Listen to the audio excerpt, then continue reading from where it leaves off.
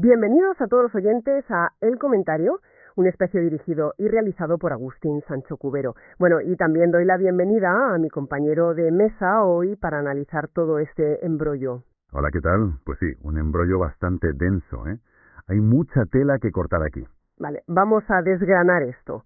Si pensamos en el 28 de abril del año 2025, o sea, hace justo un año, la vida normal se detuvo. Totalmente. De un segundo a otro, los semáforos se apagaron en las calles, los ascensores se quedaron colgados entre plantas, la industria enmudeció y las pantallas se fundieron a negro. Fue un momento de bastante tensión para la ciudadanía. Desde luego. Fue el primer gran apagón a escala nacional, un evento que para quienes nos escuchan seguramente sigue grabado a fuego en la memoria colectiva. Es que no es para menos, ¿eh? Un cero eléctrico nacional no es algo que pase todos los días. Exacto. Y un año después, cuando la sensación general era que el polvo ya se había sentado sobre aquel incidente, resulta que la verdadera tormenta acaba de desatarse. Una tormenta legal, además. Sí, una tormenta legal y regulatoria sin precedentes en los despachos de las empresas energéticas más poderosas del país. Hoy analizamos la ofensiva masiva que acaba de lanzar la Comisión Nacional de los Mercados y la Competencia, o sea, la CNMC, para depurar responsabilidades sobre aquel apagón histórico. Es que el contraste entre cómo empezó toda esta historia y el punto en el que nos encontramos hoy es abismal de verdad. Ha cambiado muchísimo el panorama. Completamente. Hay que retroceder un poco a los días inmediatamente posteriores al apagón. Cuando la red eléctrica de un país entero colapsa, pues la burocracia se pone en marcha, pero con pies de plomo. Claro, nadie quiere señalar sin pruebas. Exacto. La respuesta inicial de la CNMC fue abrir unos expedientes puramente informativos. Informativos, o sea, solo para mirar qué había pasado. Eso es. La retórica oficial transmitía la idea de una simple recolección de datos, como una especie de autopsia técnica para entender los flujos de energía y las lecturas de los sensores.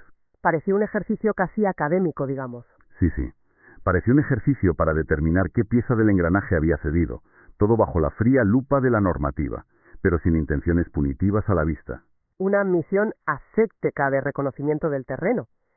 La clásica postura de, vamos a averiguar qué ha pasado aquí sin emitir juicios de valor.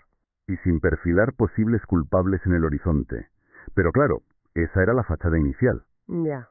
Sin embargo, ese análisis rutinario que llevaba meses gestándose en la sombra, acaba de dar un giro radical. Un giro de 180 grados. Ha abandonado por completo esa fase de mera recolección de información para transformarse en algo infinitamente más serio. Estamos ante la incoación oficial de expedientes sancionadores masivos. Sancionadores, esa es la palabra clave aquí, para la audiencia. Sí, porque implica un salto cualitativo enorme, con implicaciones formales devastadoras para el sector. Pues para comprender realmente la magnitud de este terremoto regulatorio y por qué ha hecho temblar los cimientos del sector, hay que mirar los datos. Claro, hay que rascar un poco. Es imperativo analizar qué encontró exactamente la CNMC oculto entre los terabytes de datos de nuestro sistema eléctrico durante esa aparente fase de estudio. Y lo que encontraron no fue un simple accidente. Para nada. El detalle más llamativo, la verdadera revelación que se extrae de la documentación, es que la comisión detectó múltiples indicios de incumplimiento. Incumplimientos, plural. Plural sí, pero el matiz que lo cambia todo es que algunos de estos incumplimientos se mantuvieron durante periodos prolongados de tiempo. Fíjate, ese detalle es crucial. Es como investigar la caída de un edificio y descubrir que no fue por un terremoto repentino, sino porque durante años se ignoraron las grietas en los cimientos. Lo fascinante aquí es la precisión de esa analogía, ¿eh? ¿Verdad? Sí, porque ilustra perfectamente el núcleo del problema desde una perspectiva normativa. A ver, explícanos un poco más esto. Pues mira, el hecho de que hablemos de periodos prolongados de tiempo transforma por completo la naturaleza de la posible infracción. Un sistema eléctrico está diseñado precisamente para soportar accidentes. Claro, tiene redundancias. Exacto. Un cable de alta tensión puede cortarse por un temporal tremendo o un relé puede fallar en una subestación por un defecto de fábrica. Esas son cosas que pasan. Eventos puntuales. Eventos puntuales y fortuitos, sí. Pero el regulador no está apuntando a la mala suerte en este caso. Está apuntando a prácticas operativas o a omisiones sistemáticas. O sea, fallos de mantenimiento que se permitieron perpetuar en el tiempo. Justo eso. Un deterioro silencioso y constante de las defensas del sistema que nadie corrigió. Madre mía. Una negligencia sostenida que va mermando la capacidad de respuesta de la red sin que nadie haga sonar la alarma. Y esa cronicidad es lo que dota de una gravedad extrema al asunto. Por eso se justificará el salto procesal de la simple información a la sanción directa. Ya entiendo. Por eso la CNMC decide iniciar un proceso para investigar formalmente esos indicios, abriendo la puerta a que se califiquen como infracciones administrativas muy graves. Claro. Y para entender lo delicado de este paso basta con observar un poco la coreografía elegida para el anuncio. El momento exacto de la publicación, dices. Sí. La lista oficial de los expedientes incoados se publicó en la página web de la institución exactamente a las 17 horas y 30 minutos de este viernes pasado. Ni un minuto antes ni un minuto después. Justo.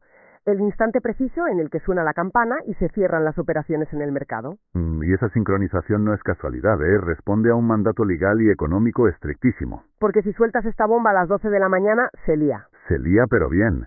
Imagínate lanzar un comunicado oficial insinuando que los gigantes energéticos del país llevan tiempo operando con fallos estructurales en pleno horario de cotización. Sería un auténtico sismo en las bolsas. Totalmente. Los algoritmos de inversión y los accionistas reaccionarían en milisegundos. Veríamos caídas masivas en el valor de empresas que son estratégicas para el país. Claro. Al liberar la información a las 5:30 de la tarde de un viernes, el regulador lo que hace es imponer una pausa forzosa. Obliga a todo el sector financiero a digerir la noticia durante el fin de semana. Con los mercados cerrados a cal y canto para evitar un pánico irracional. Es una medida de contención de daños de manual. Una decisión que demuestra el nivel de las entidades a las que nos enfrentamos en este caso. Son los pesos pesados. Sí. Y si las grietas en los cimientos llevaban tiempo expandiéndose y el regulador mide al milímetro cómo dar la noticia para no hundir la bolsa, surge una pregunta ineludible. ¿Quién vigilaba esto? Exacto. ¿Quiénes eran los guardianes de esos cimientos? Este nos obliga a mirar directamente a los actores implicados en esta redada administrativa. Que no son actores pequeños, precisamente. Para nada. Las fuentes del sector coinciden en que la red se ha lanzado sobre la auténtica élite energética de España. La flor y nata. El primer nombre sobre la mesa es Red Eléctrica, que ejerce el monopolio natural como operador del sistema. El director de orquesta de la red. Y a su lado, bajo la misma lupa, figuran varias centrales pertenecientes a gigantes como Iberdrola, Endesa y Naturgy. Casi nada. Sin descartar a posibles generadores independientes. Y aquí es donde se pone muy interesante. Un momento, estamos hablando del operador del sistema, Red Eléctrica, y al mismo tiempo de las empresas generadoras. ¿Cómo es posible que todos estén en el punto de mira a la vez? Parece un contrasentido, ¿eh? Es que a primera vista resulta confuso. Tenemos, por un lado, al operador del sistema, cuya única función es vigilar, coordinar y equilibrar la red, y por otro tenemos a las empresas generadoras, que son las dueñas de las turbinas. Las que producen la electricidad. Sí. ¿Cómo falla estrepitosamente el director de orquesta y de manera simultánea la sección de cuerdas, la de viento y la percusión? Si conectamos esto con el panorama general de cómo funciona físicamente la electricidad, la respuesta emerge bajo un término técnico muy concreto. A ver. Un término que el informe preliminar de la CNMC subraya constantemente, que es el origen multifactorial. Origen multifactorial. Suena complejo. Lo es. Detrás de esa expresión se esconde la verdadera pesadilla logística que supone gestionar una red a nivel nacional. La gente suele pensar que la red eléctrica es un enorme depósito donde se guarda la energía. Como una batería gigante para usarla más tarde. Exacto, pero no es así en absoluto. Es más bien una cuerda floja donde el equilibrio debe ser perfecto y en tiempo real. Un equilibrio constante. Sí. Cada megavatio que la población consume en un segundo exacto al encender la tele o poner una lavadora debe ser generado en ese mismo segundo exacto en alguna central. Un baile milimétrico a la velocidad de la luz. Así es. Mantener esa frecuencia es un milagro de coordinación. Si la demanda sube bruscamente, la oferta tiene que inyectarse al instante o la cuerda floja cede. Y es ahí cuando todo se viene abajo. Por tanto, cuando la CNMC habla de un origen multifactorial, está descartando de plano el mito del cable único cortado. No fue un rayo que partió un cable y ya está. Para nada. Concluyen que el primer cero eléctrico de la historia fue una tormenta perfecta, o sea, una cascada de despropósitos simultáneos. Una reacción en cadena. Imaginemos un escenario donde el operador del sistema red eléctrica tiene un pequeño fallo en sus modelos de previsión o en las directrices que envía. Vale, el sistema ya empieza a estresarse un poco. Exacto. Y si a esa vulnerabilidad le sumamos que en ese mismo momento crítico varias centrales generadoras operadas por estas grandes empresas no responden adecuadamente, pues tenemos el desastre. Y no responden por esos fallos prolongados de los que hablábamos antes. Claro. quizás por falta de mantenimiento, sensores defectuosos o porque declaran una disponibilidad de energía que luego no es real. Y entonces la red entera entra en modo de autoprotección. Así es. Los sistemas automáticos detectan la inestabilidad brutal y empiezan a desconectar zonas enteras para evitar que los transformadores literalmente se fundan o exploten. Un fracaso coral en toda regla, donde la falta de prevención de un actor amplificó la negligencia del otro, desembocando en el apagón total. Esa es la tesis del origen multifactorial, sí. Pero claro, con un origen tan sumamente complejo que entrelaza la responsabilidad de la columna vertebral energética del país, la intuición nos invita a pensar otra cosa. ¿A pensar qué? Pues que si la CNMC anuncia expedientes masivos de este calibre, es porque el veredicto ya está más que escrito en sus despachos. Ya, bueno, eso es lo que suele pensar el público. Sin embargo, la burocracia administrativa pinta un cuadro muy distinto, introduciéndonos en un universo bastante complejo. El de la presunción de inocencia corporativa. Exacto, frente al Tribunal de la Opinión Pública, que ya los ha condenado. Es un choque frontal, es un choque entre lo que a ojos de la calle parece evidente y lo que realmente se puede probar bajo el estricto rigor del derecho administrativo. Y las palabras importan enormemente en este terreno legal. Muchísimo. La presidenta de la CNMC, Cani Fernández, y todo su equipo han blindado el comunicado oficial con una precisión quirúrgica. Han medido cada coma. Han recalcado explícitamente que la apertura de estos procedimientos, y cito, no implica por sí misma la atribución del origen o causa del apagón a las empresas afectadas. Suena intachable desde el punto de vista jurídico. Suena perfecto, sí, pero seamos realistas. Si abres un expediente sancionador después de investigar un año, no estás en el fondo señalando con el dedo. Esto plantea una pregunta importante sobre los límites del poder de los organismos reguladores. Claro, porque a ojos de la sociedad, la simple notificación ya huele a condena firme. Totalmente. Y es profundamente tentador interpretar la incoación de un expediente como un sinónimo de culpabilidad ya certificada. Es que un año investigando para luego decir que a lo mejor no han hecho nada. Ya, pero en el ecosistema del derecho sancionador significa algo muy distinto. Significa que los inspectores han encontrado indicios racionales. Han visto humo saliendo por debajo de la puerta, digamos. Esa es una buena forma de verlo. Han visto el humo, pero ahora se enfrentan a la tarea monumental de demostrar empíricamente quién dejó el gas abierto. ¿Quién encendió la cerilla? Exacto. Y probar si esa chispa concreta fue verdaderamente la que desencadenó el gran incendio que dejó a oscuras a todo el país. Y probar la causalidad directa en un entorno de origen multifactorial tiene que ser un desafío técnico brutal. Sin precedentes, es dificilísimo aislar una sola causa cuando todo falla a la vez. Lo cual nos sitúa básicamente al principio de un camino larguísimo. No estamos ni mucho menos ante la resolución de un conflicto. ¿Qué va, qué va? Estamos ante el disparo de salida. De una auténtica guerra de desgaste institucional. Una guerra enormemente garantista además para las corporaciones implicadas. Claro, tienen derecho a defenderse. Por supuesto. A partir del momento en que se notifican estos expedientes, se abre un periodo legal que va a oscilar entre los 9 y los 18 meses. Año y medio de proceso. Dependiendo de la calificación de gravedad final. Y durante este tiempo, la CNMC pierde ese rol de investigador sigiloso para convertirse casi en un árbitro, en una contienda técnica feroz. Una contienda donde las empresas afectadas podrán formular todas las alegaciones pertinentes.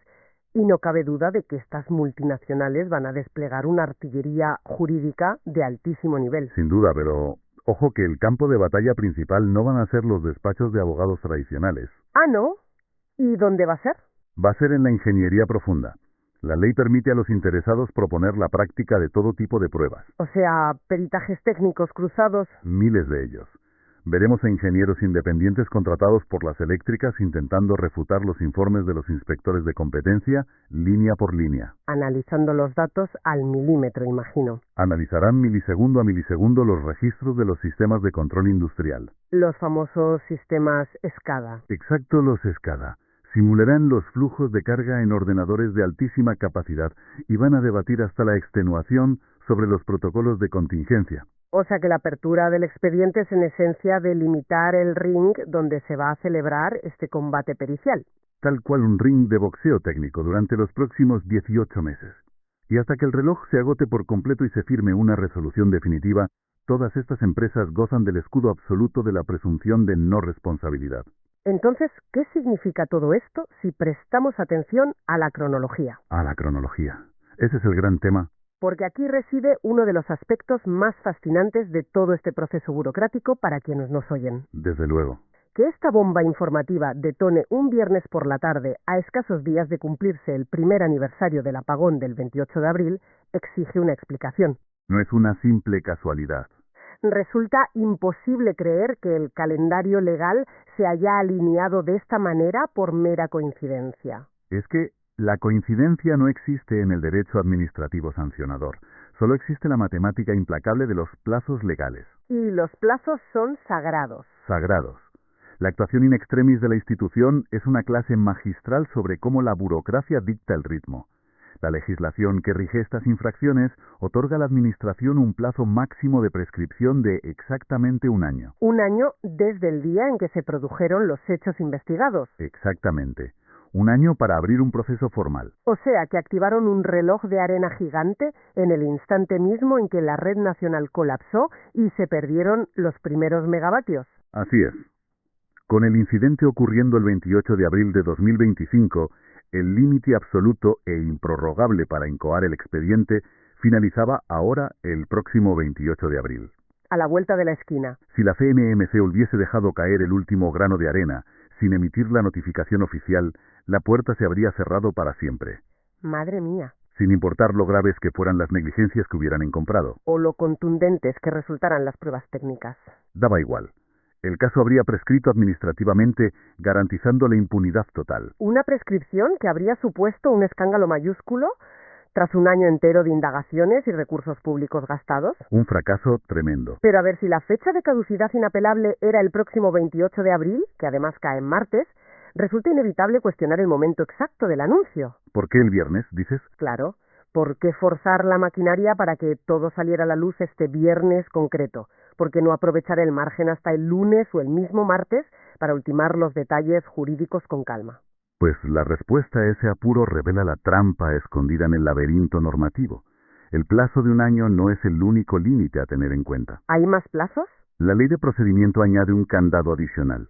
Antes de que la Administración pueda incoar formalmente un expediente de esta magnitud, está obligada a conceder un margen previo. Un margen a las empresas. Sí, de 10 días hábiles a los interesados para que puedan revisar los expedientes e interponer sus alegaciones iniciales. Ah, el famoso trámite de audiencia previo. Exacto. Es un paso completamente ineludible. Por lo tanto, el cálculo de los reguladores tuvo que hacerse a la inversa. Claro, tuvieron que restar. Tomando la fecha de caducidad máxima del 28 de abril, debían restar obligatoriamente esos 10 días hábiles de margen de audiencia. ¿Y al retroceder en el calendario? Al retroceder, la fecha límite real para dar el primer paso caía de forma inexorable en este pasado viernes. Tela marinera. ¿Si el anuncio se hubiera retrasado al lunes siguiente? Si se retrasa al lunes, la suma de sus 10 días de trámite previo habría empujado la incoación oficial más allá de la fecha de caducidad. Todo habría quedado anulado. Un verdadero funambulismo administrativo han tenido que hacer. Cuadrar el círculo legal a contrarreloj. Han sorteado los márgenes de audiencia y los límites de prescripción para salvar la investigación sobre la mismísima bocina. Ha sido una carrera frenética contra el calendario, ¿sí? Todo para asegurar que el mayor fallo infraestructural de las últimas décadas no se diluyera en los sumideros de la burocracia por un error de plazos. Es un reflejo perfecto de la tensión que se vive en estos casos. Muestra que en la regulación de sectores críticos, dominar la técnica de la ingeniería es tan importante como dominar la aritmética procesal. Desde luego. Un solo día de retraso en la firma de un documento y cientos de horas de análisis técnico a la basura. A la basura literalmente. Pero bueno, han llegado a tiempo. Han llegado.